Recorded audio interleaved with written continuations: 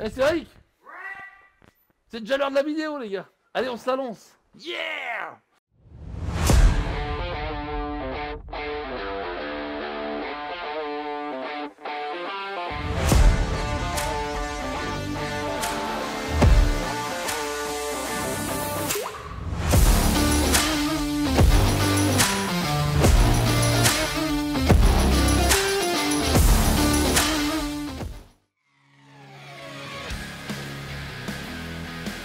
Quand c'est pour faire, faut pour faire. Et ouais, pareil, il y a dans le toit qu'il y a au moins 1 centimètre de mastic. Par un char d'assaut, le bordel.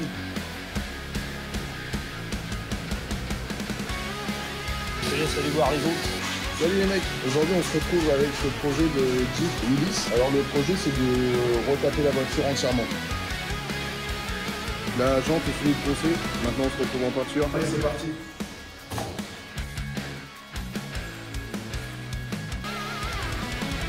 On a fini les réparations sur le toit, il reste plus qu'un truc à faire, prendre la discuse et direct cette grosse allez c'est parti.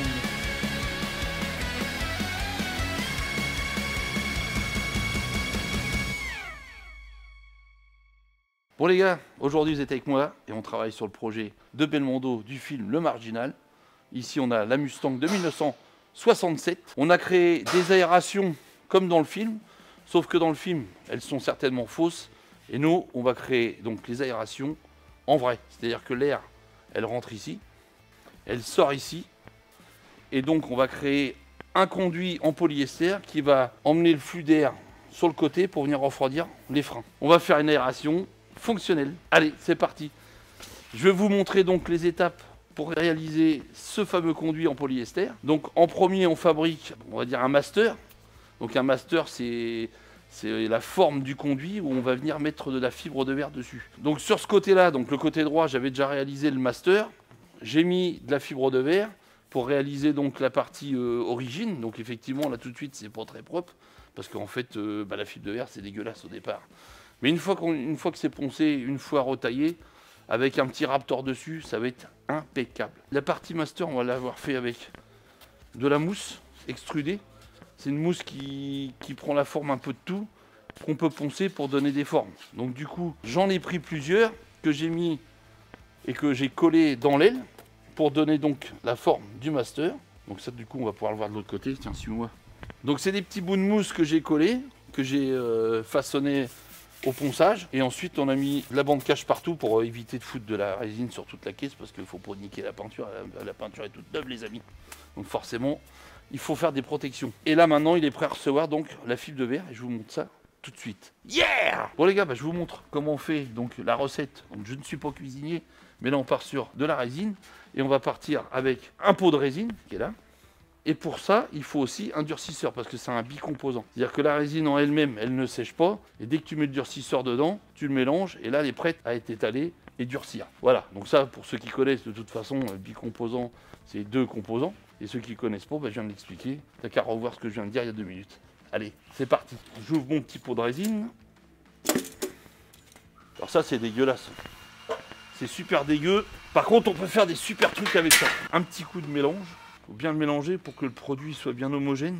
Il y a plusieurs composants dans la résine. Si c'est pas mélangé, ça peut retarder le durcissement du produit. Tu remarqueras ma super spatule. C'est un bout de tôle que j'ai récupéré à côté dans le bac. Voilà. Donc là, j'ai pas besoin de 50 litres. On va faire un petit dosage. Donc première étape, la résine dans un pot. Je vais refermer ce pot. Parce que si tu fais tomber une goutte de durcisseur, le pot il est mort. Donc bien protégé. Tac. Donc on va pas s'étaler sur le sujet de la résine parce qu'il y a plusieurs modèles de résine. On a de la résine pour la marine, pour la terre, enfin voilà. Donc là nous on a de la résine normale, entre guillemets, qui suffit largement pour pouvoir fabriquer le conduit. On pourrait le faire en carbone et tout, mais là après il faut faire des moules. Et c'est pour le même dossier. Donc suivant le dosage, tu peux tourner entre 3 et 10%. Après voilà, ça c'est pour ceux qui veulent faire un peu de résine. Suivant la température aussi, du coup, plus il fait froid, plus c'est long à sécher. Donc plus il faut mettre de durcisseur et plus il fait chaud, moins il faut en mettre, mais il faut mettre juste ce qu'il faut. Moi j'ai l'habitude puisque je fabrique des caisses de polyester depuis maintenant des lustres. j'ai une grosse formation là-dessus aussi, parce que bah, dans le custom et l'autre, tu as intérêt à avoir beaucoup de formation. Donc là, je mélange mon pot. Je vais mettre 10% parce qu'il fait froid. Voilà. Et on mélange le tout. C'est à la loge parce que j'ai l'habitude. Mais toi, public, t'as un petit bec verseur ici, toi, qui est là. Donc tu as des unités par rapport à ton pot. Toi, dessus, c'est marqué 100, 200, 300, 400 ml. Et là, avec ça, bah, tu peux faire ton 10%, ton 3% et hop, tu le mets dedans. Mais là, c'est une pièce de résine et en plus, moi, j'ai l'habitude. Donc je peux le faire maintenant comme ça, puisque je connais parfaitement le dossier de la résine. Donc là, maintenant, il faut mélanger. Alors, tu pourrais le mélanger qu'une spatule. Mais comme la résine, on n'en fait pas trop à l'atelier, j'ai pas vraiment d'atelier dédié pour ça. Du coup, je mélange avec mon petit ébuleur. Voilà les gars, la sauce est prête. Et donc j'ai envie de te dire, let's go. Bon, après maintenant, il faut aller quand même assez vite parce que vu qu'il y a le durcisseur dedans, on n'a plus le temps de causer les amis. Sinon il prend dedans, puis moi j'aurais pas fait mon conduit, donc c'est plutôt con. Donc là, on enduit en premier, en essayant de ne pas en foutre trop partout non plus. Après le master... lui, il donne juste la forme. On va la travailler sur le conduit quand il sera sur la vraie forme en polyester. Là, ce qu'il nous faut, c'est déjà l'empreinte. Bon, après, en résine, il n'y a rien de plus simple. C'est assez simple quand même. Donc là, on est dans un endroit très aéré.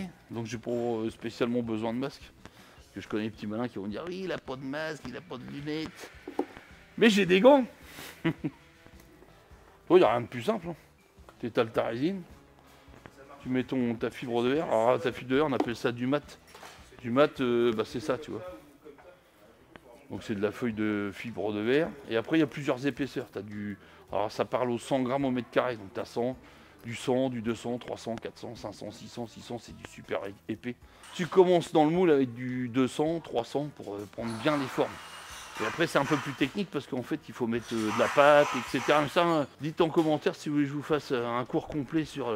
la résine, ça peut être intéressant. Vous voyez les gars, ça commence à prendre forme là. Et là on fait tout au pinceau. Et en plus la résine, tu vois, sur le mat, il y a un espèce de liant qui est dissous par la résine. Ce qui permet de pouvoir faire prendre la forme au mat. Maintenant tu sais ce que c'est un mat puisque je te l'ai expliqué il y a 2 minutes dans la vidéo. Tu regardes, tu vois qu'elle commence à prendre parce que tu vois, elle est un peu gélatineuse, tu vois. J'ai encore le temps. Avant que ça pète. On dit quand il prend, ça pète. Bah, ça peut être pas comme ça en vrai. Bah là c'est du sur-mesure. Ces conduits-là ils n'existent pas en fait. C'est ça qui est bien. Voilà les gars, donc là c'est le moment où on va venir avec l'ébuleur. Et je vous explique tout de suite à quoi ça sert. Là c'est composé de plusieurs petits rouleaux. Et en fait c'est fait pour faire sortir les bulles d'air. Et bien appliquer la résine. Donc là regarde, je vais venir comme ça dessus. On va rouler dessus, regarde. On va faire toute la pièce comme ça. Comme ça, ça fait sortir les bulles d'air. Ça va faire une pièce homogène. Allez, c'est parti. On y va. Bon, les amis, voilà. C'est débulé. Il n'y a plus qu'à attendre que ça pète. Donc, que ça sèche. Yeah!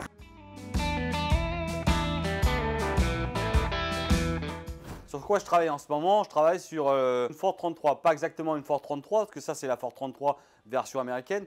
Moi, je travaille sur la version Ford Y. Donc, Ford Y, c'est la version européenne. La copie de la Ford 33. Donc la Ford Y, c'est celle-ci. Il faut savoir que la Ford Y, c'est un modèle plus petit. Les Européens ont fait un modèle vraiment plus petit avec un petit 4 cylindres. Nous aujourd'hui, le client voulait la réélargir, la rallonger, lui mettre un moteur V8 dedans.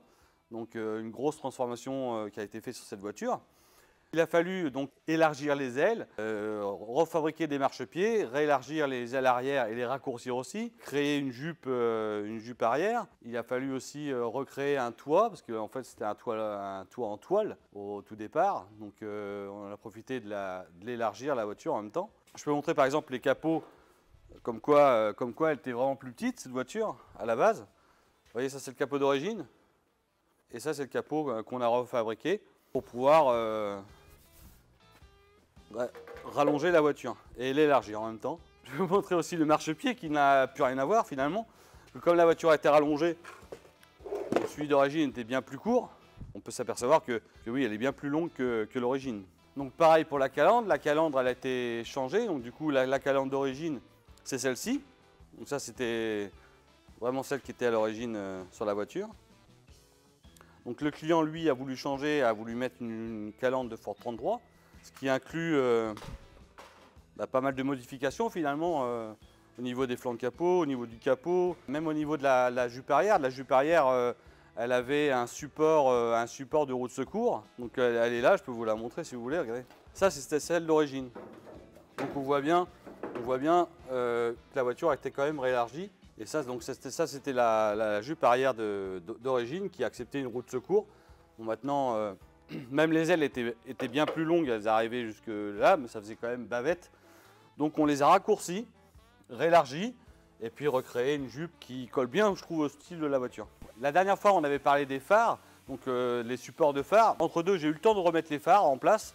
Donc je vous avais expliqué qu'ils étaient un peu plus hauts et que ça faisait un peu cet effet grenouille. Donc maintenant, je les ai mis en place. À vous de me dire dans les commentaires ce que vous en pensez. Moi, je trouve que ça colle quand même pas mal à la voiture. Donc du coup, on est repassé à l'arrière pour pouvoir redresser ces ailes. J'ai encore un petit peu de travail sur les ailes arrière. Donc vous voyez, j'ai encore des soudures qui ne sont pas finies. Donc voilà, je vous laisse parce que j'ai un peu de taf quand même.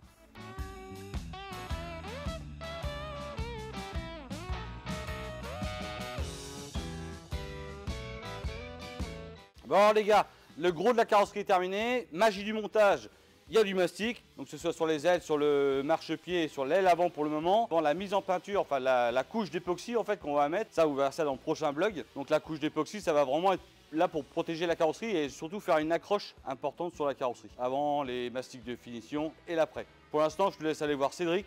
Il a un truc à te faire voir, c'est pas mal.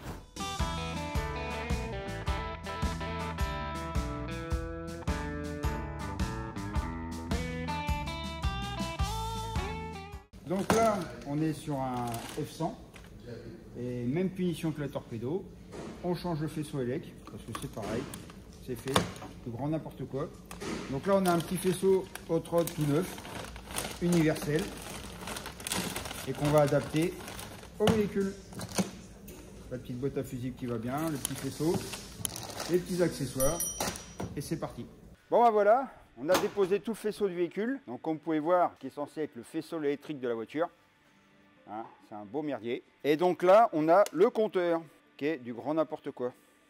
Alors il faut savoir qu'à la base, le véhicule est équipé en 6 volts. Donc là, ils avaient modifié pour faire du 12 et du 6. C'est-à-dire qu'ils avaient rajouté un transfo. Alors le problème de ça, c'est que le jour où ça grille, le compteur il part en fumée parce qu'il va balancer du 12 volts sur quelque chose qui marche en 6 volts. Et l'autre problème qu'on a vu, c'est le câble d'alimentation des démarreurs. Alors quand on voit ça, il faut savoir que le câble n'offre plus de résistance. Donc le problème, c'est qu'il risque de chauffer plus facilement et vu la section, mettre le feu à la voiture. Donc voilà, c'est pour ça que refaire un faisceau neuf, c'est quand même vachement important. Donc là, je vous présente donc le nouveau faisceau qui se présente comme ça. Alors c'est un faisceau universel. Donc nous, ce qu'on va faire, c'est qu'on va le modifier pour l'adapter au véhicule. Donc je vais préparer ça et on se revoit plus tard.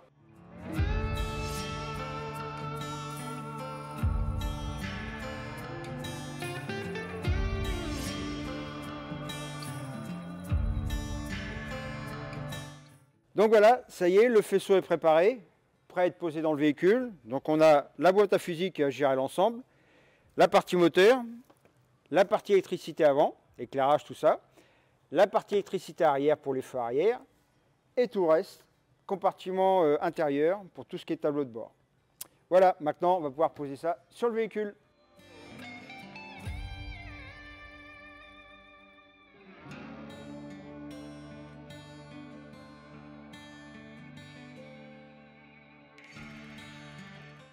Donc là c'est bon, tout est en place. Je vous montre une petite astuce pour les feux arrière. Suivez-moi. Donc là, bien souvent, les gars, quand ils refont les branchements, ils s'amusent à souder sur les petits plots des ampoules. Ça ne marche pas toujours. La petite astuce, je vais vous la montrer. Donc là, on a le feu du véhicule. Voilà, on dénude un petit peu le fil. Toc. On écarte les brins. Voilà, comme ça. On maintient le fil. Et on va simplement mettre de l'étain dessus. Alors moi, je le fais avec un petit briquet tempête, mais on peut le faire avec un fer à souder.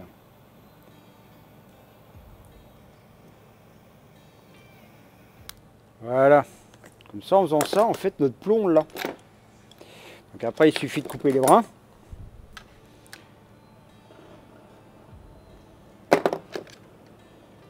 Petite lime. Voilà. Et là, vous voyez, en fait, quand on met ça dans le feu, et ben on a un faisceau propre. Voilà. Vous voyez? Et on fait la même chose pour l'autre fil. Et en résultat, on se retrouve avec un feu que j'ai déjà fait, avec un faisceau complet, propre. Allez, on se revoit plus tard pour la suite. Donc là, c'est bon. J'ai fait mes 2 fils. J'ai mis la petite ampoule. Alors, petite chose, faire bien attention de ne pas inverser les veilleuses et les clignotants. Donc la meilleure chose, faire un petit test avant. Donc en l'occurrence, le clignotant, c'est le vert. On voit bien que c'est bon. Clignotant au stop hein, pour les américaines. Et le marron, c'est la veilleuse. Donc on voit bien que ça fonctionne. On a 2 feux différents. Donc à partir de ce moment-là, on n'a plus qu'à remonter le feu sur le véhicule.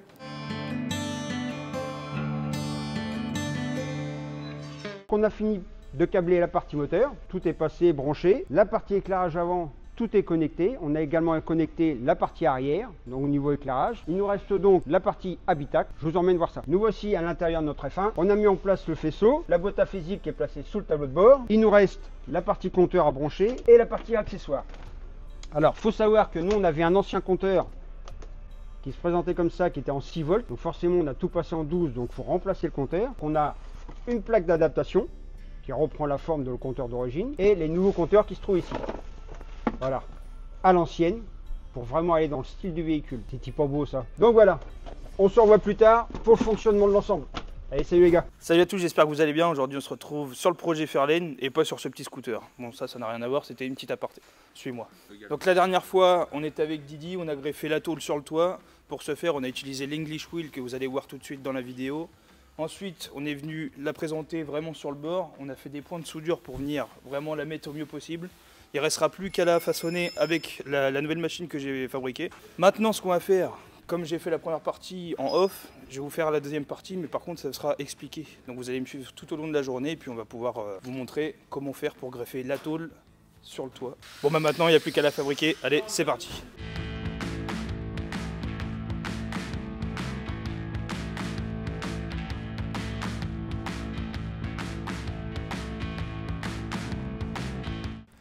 Je viens de finir de découper ma tôle, maintenant on passe au traçage.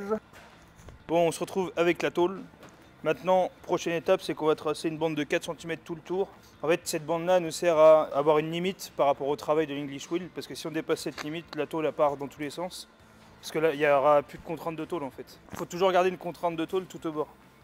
Donc là, en l'occurrence, c'était 4 cm que je vais tracer tout de suite. À 4 cm, et c'est parti.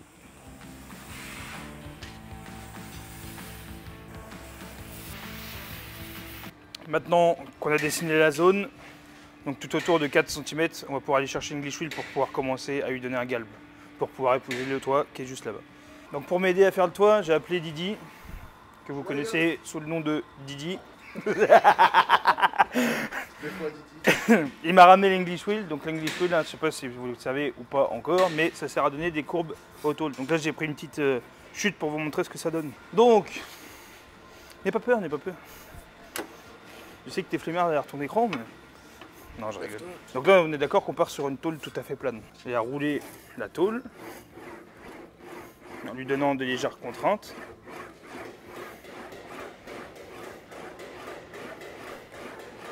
C'est assez long, hein. C'est un procédé quand même qui est... Là, tu le fais pas en 2 secondes, tu vois, on a une légère courbe. Je sais pas si tu la vois derrière ton écran.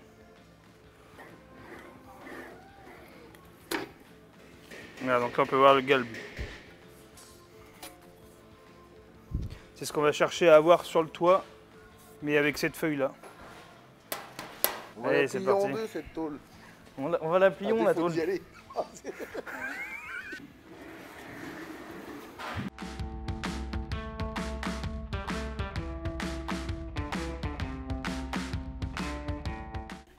Bon les gars, c'est bon, regardez-moi ça. Une belle tôle bien courbée sur le bord. Voilà. Donc là on peut voir qu'elle a de la contrainte. Maintenant ce qu'on va faire c'est que je vais tracer en dessous pour reprendre la coupe. Comme ça après on va pouvoir être vraiment au bord à bord et pouvoir venir faire des petits points de tic, ça va être magnifique. C'est bon Didi, on y va? Allez c'est parti.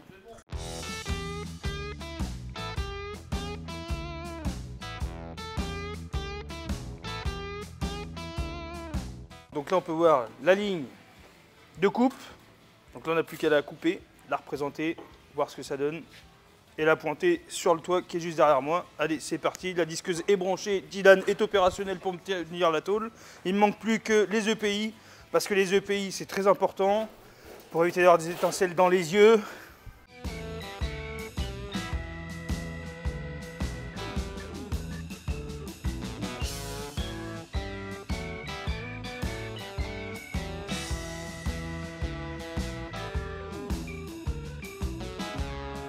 Bon, c'est bon les gars, on a fini de faire des étincelles. Comme vous pouvez le voir, la tôle est coupée. Donc là maintenant Didier, on la met en place ou quoi? Vas-y, c'est parti. On regarde ce que ça donne.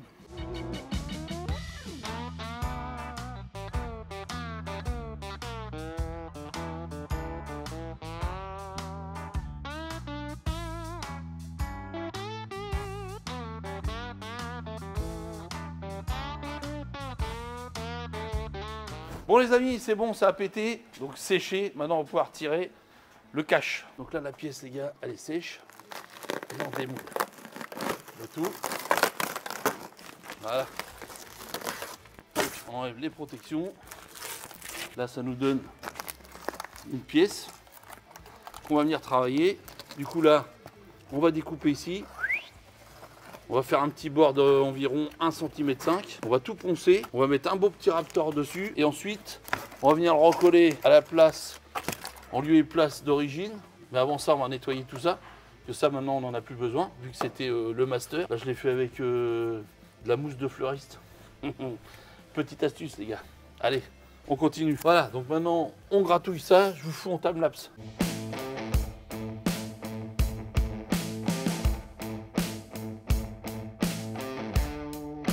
Bon voilà, j'ai nettoyé sommairement. Après, ce qu'on va faire, on va venir poncer tout ça là ici. Parce que c'est une pièce qu'on va rajouter, qu'on va coller à la colle PU. On viendra ici. On refera un petit Raptor vert de la caisse. Comme ça, on verra plus rien. Allez, maintenant je vous montre le découpage de cette partie-là pour qu'elle soit propre. Parce que là, pour le moment, elle ressemble à rien. Vous êtes d'accord avec moi? Allez, direction l'établi. Donc là, on a la pièce qui est démoulée. Et maintenant, j'ai l'autre pièce que j'ai commencé à travailler de l'autre côté. Donc tu vois. Et ben ça va donner ça. Là après on n'a plus qu'à le poncer, nettoyer propre, faire quelques petits ajustements sur la résine et ensuite on va pouvoir venir le coller à l'intérieur de l'aile qui va nous faire notre conduit. Voilà, donc là j'attaque le deuxième et on le coupe donc. Alors tu as plusieurs manières de couper. Toi tu le coupes à la disqueuse mais la disqueuse après ça gratte. Donc moi ce que je prends c'est une vibrante, tu vois, comme ça. Ça coupe super bien. C'est un peu comme, je sais pas si tu as déjà eu un pied dans le plâtre et en fait il coupe avec ça le plâtre. Ça évite de, même si tu mets ta main dessus comme ça tu peux pas te niquer. Allez, je te remets en accéléré, c'est parti.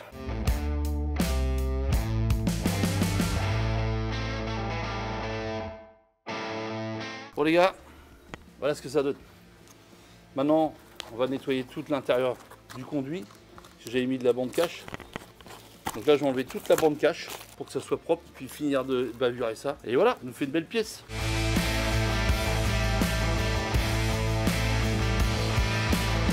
Bon les amis, je viens de finir de détourer la pièce. Je l'ai poncé, on a une bonne ébauche, il y a de la finition à faire. Malheureusement, la vidéo est déjà terminée. En attendant, si t'es pas abonné, abonne-toi. Le petit pouce bleu, je te donne rendez-vous donc dans 15 jours pour voir la suite de cette pièce-là. Allez, bon dimanche. Yeah!